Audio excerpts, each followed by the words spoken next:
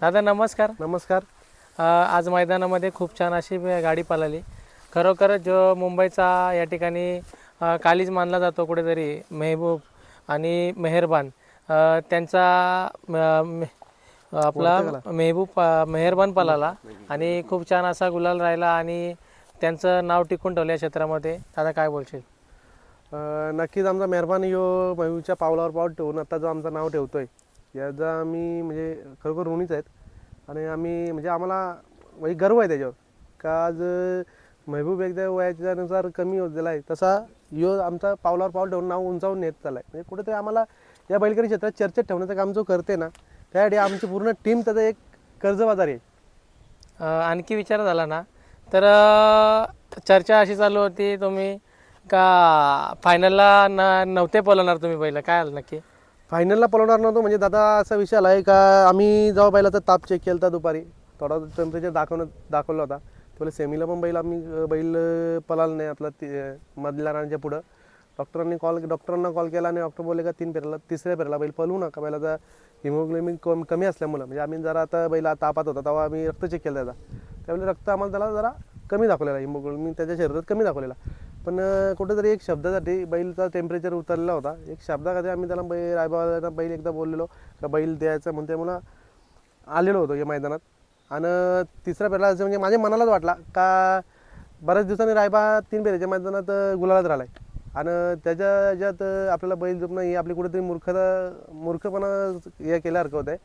कारण की त्या बैलाचा गुलाल म्हणजे तुम्ही मला एक बोलायचं का म्हणजे आपणच हिसकावून घेतल्यासारखं झाला असता.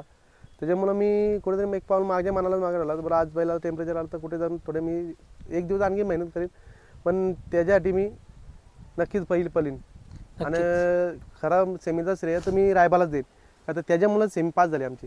नक्कीच मित्रांनो, कसं आहे आपण एखाद्याला शब्द दिला तर तो शब्द पाळायला पण लागतो आणि एखाद्याची फसवणूक पण नको व्हायला, कारण का तो बैल पण आता पळतोय, आपलाही नंदी टॉपमध्ये पळतोय.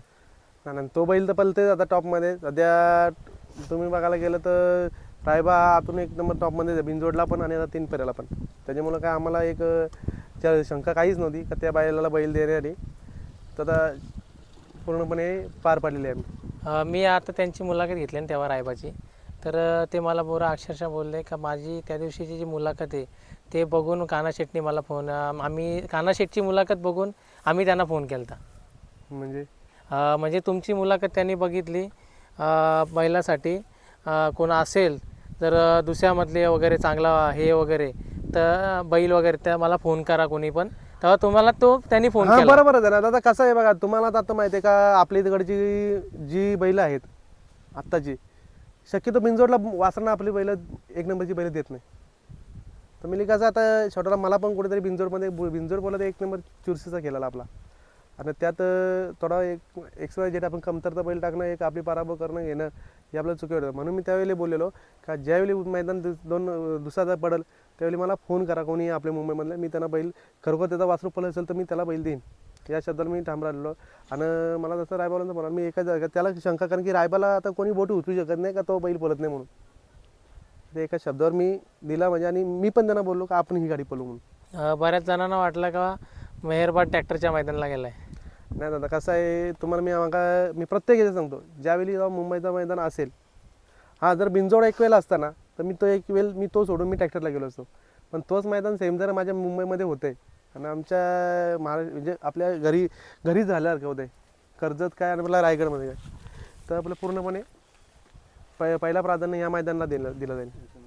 आणखी विचार झाला ना जी आत्ताची जी सर्वात 3 फेऱ्याला टॉपला ट्रेंडिंगला गाडी पळते मुंगा मेहरबान, ती गाडी कुठेतरी आत्ताच नवीन मैदान आलं एकवीर केसरी त्या मैदानात सर्वात पहिले पळालेली दादा, त्या मैदानाची काय आतुरता असेल?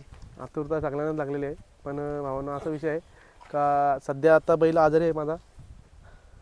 बघू आता उद्या परवाचा कसा काय विषय. जर आपला हिमोग्लोबिन वाढल्या पुन्हा एकदा मी रक्त चेक करणार, जर वाढलेलं असेल तर मी पहिले पुन्हा बैलाची तयारी करून त्या मैदानाची 100% तयारी करीन. नक्कीच मित्रांनो, आपल्या नंदीची काळजी घेणे खूप गरजेचं आहे.